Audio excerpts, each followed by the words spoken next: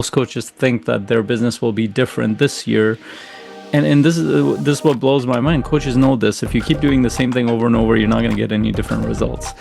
As it has been for you, Faisal, but I've still been investing significantly to the point where my wife is like got a radar up against any program I want to invest in. She's like, wait a minute, wait a minute, let's talk about this. And it's good too because oftentimes, this is true for me, but also true for many coaches that I've talked to, which is they think that this one program will finally teach them the thing that they're gonna do, but then they take it and they don't implement, or it's not really the thing they needed at the time.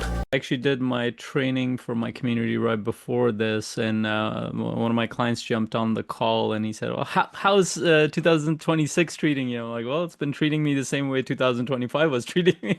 Hasn't changed. But my intentions, my plan, the way I show up has definitely shifted." And that's where the real crux of what we're talking about is that most coaches think that their business will be different this year. And this is what blows my mind. Coaches know this. If you keep doing the same thing over and over, you're not going to get any different results. But my intentions, my plan, the way I show up has definitely shifted. And that's where the real crux of what we're talking about is that most coaches think that their business will be different this year. And this is what blows my mind. Coaches know this. If you keep doing the same thing over and over, you're not going to get any different results. But again, we're human beings. We have our blind spots. Coaches keep repeating the same pattern in business the last year, the year before that, and they keep getting the same results. And that was the same when I was the first couple of years. It was the same thing. Every time I remember I would go to these certifications, and by the end of it, my reaction was like, I did it again. The same, the same thing that I repeated last year. I was just a little bit better at being intentional, but I was repeating essentially the same thing. We just had a couple of new members join our community, 3 or 4 members, and I've had calls with them. And same pattern. They're like, you know what? I don't know why I keep repeating the same thing that I did 3 years ago or 4 years ago, because that's all they know. That's what they've been taught. And unless you do something new, unless you focus on an area that actually propels you forward, nothing is going to change.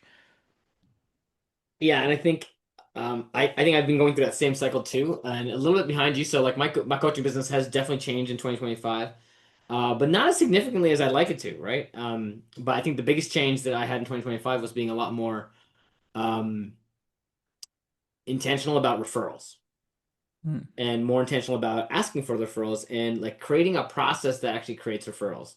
And like I had been doing it, but not quite as intentional as I should have been. So that was a big change in 2025, and it has been successful for sure. And I think 2026, there's several other pieces of my process that I'm going to be improving, and I'm already starting to. But it's not like it's going to change immediately on January 1st, 2026. It's got to be a habit change. And there's a habit your business, my business, every coach listing their business is going to have habit changes that are going to be critical. Because if you can't change the habits that are creating what you got, you're going to get the same, right? Like the definition of insanity. If you keep doing the same thing you were doing, um, even though it's not working, you know. Yeah. Yeah, And you're expecting a different result. yeah, And some coaches are hearing this, well, this is my world, this is my jam, this is I work in and out with habits. Just because you understand how habits are formed, how it's done, doesn't mean you will do it as a human sure. being. And this is where this is why coaches need coaches. This is why coaches need accountability. This is why coaches need community. Just like every other human being, you might understand the behaviors behind it. You might be a little bit better at the intentionality piece of it. But here's what ends up happening: you will always revert back to what is comfortable for you. This is why we need coaches to challenge us to do better. We need community to watch other people rise up and do things differently. We need better models. That's why we need a process that challenges us to consistently do things that are uncomfortable. And even though you're telling yourself every day that, no, I'm growing every day, you're likely growing in areas you're comfortable with, not in areas you're not comfortable with. So true. And you bring up the process, and I think this is one of the things that I think about what will keep a coaching business the same is sales process. If the sales process that you have is not a system, but it's more of a mystery. or it's more of a, a patchwork of occasional things that happen. That sometimes you'll get lucky and move it forward and get a client or whatever. And, that's where I think the inertia that we have as coaches is very, very strong. So whatever we're doing, it's easy to keep doing. And part of that comes down to the personal growth we all need because we need to grow into the uncomfortable. And the uncomfortable usually is around consistency.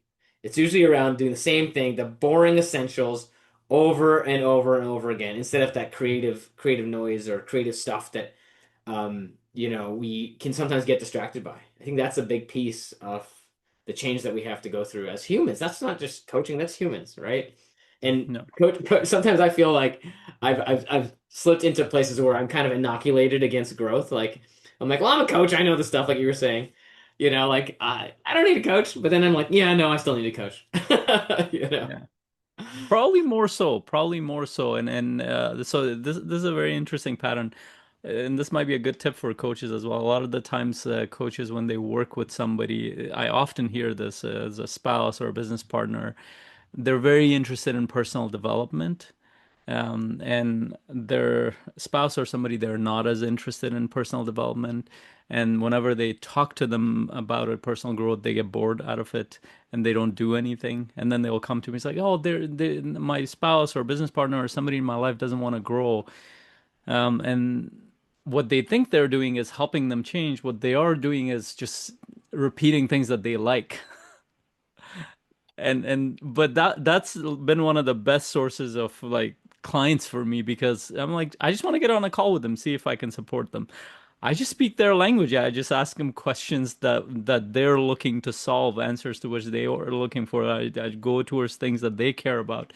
And pretty soon they're like, "Oh, this is helping me." And then that ends up being my client, and my client usually will be like, "How did you do that?" I'm like, "Well, that's 101 influence. You don't go towards things you're interested in. You become curious about what other people are interested in.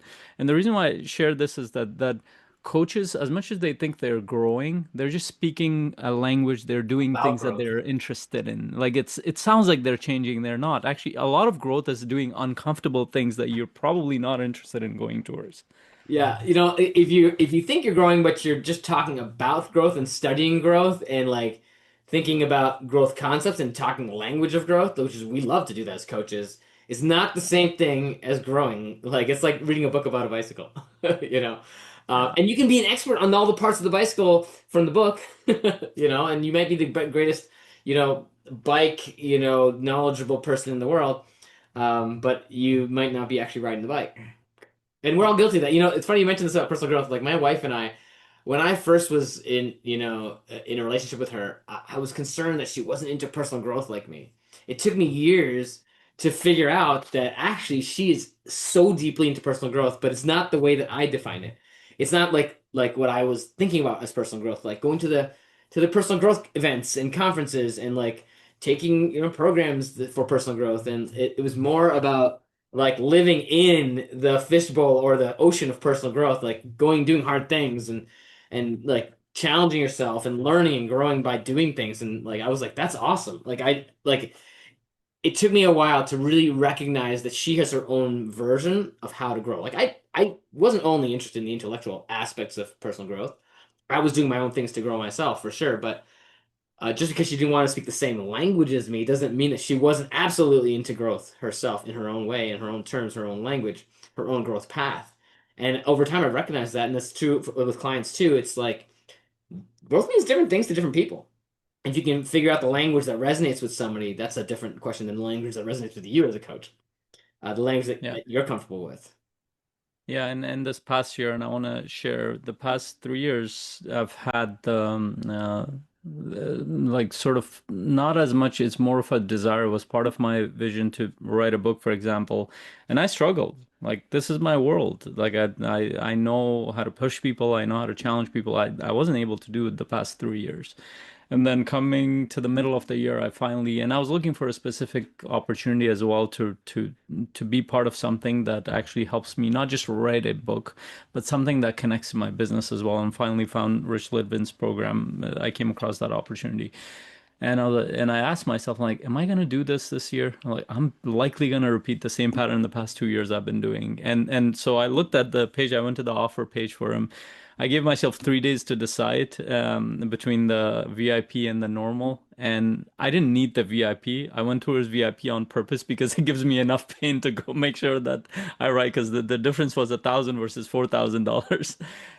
I knew that it wasn't going to be that much more, but what I knew was that that extra money that I paid, that's going to be painful enough for me to go You, do the thing. you paid him for your extra motivation, basically.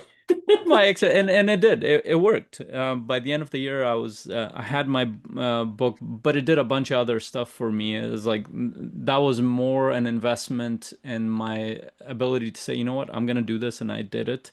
And it built a bunch of other skill sets in the process. And I was sharing some of the insights about it within the community forums. Like it helped me grow as a person, as a leader, as a coach, just by forcing myself to do this. And I even put like the original promise of the program was to help us create a book that would create conversations with our ideal clients, but maybe the hidden promise was that it will help us grow in ways that we hadn't thought about. Yeah, And I that's love that. exactly what happened. So, and that comes from investment in yourself as a coach. Sometimes that investment is in time, sometimes that's in money, sometimes that investment is in completely other ways in terms of your energy. But are you consistently investing in yourself? If you're not, and you're hoping that other people are investing in themselves by getting your coaching, one, it won't feel authentic for you to even offer that thing. And second, you're under the delusion that your life will change just because you understand the theory behind change. Yeah, yeah. And one thing I've noticed about you, Faisal, in this book process is like it was a commitment, like a commitment of time, energy, and resources. And it's like if I think about what is Faisal doing right now, I know exactly what you're doing. You're writing a book. You're working on that. That's a big chunk project that I've recognized that you're talking about a lot. You're asking people for feedback. It's like a big thing that you're doing. And the reason that that's important in this conversation today is because it's like the one thing that you're focused on. I mean, you have your business, of course, but there's a one big goal that you're looking at. You don't have 75 goals that are all competing against each other, right? And so then you never get anything moved forward. You have a significant chunk of focus dedicated here, and you have to like book off your schedule for a significant amount of period of time over a long period to accomplish that, right?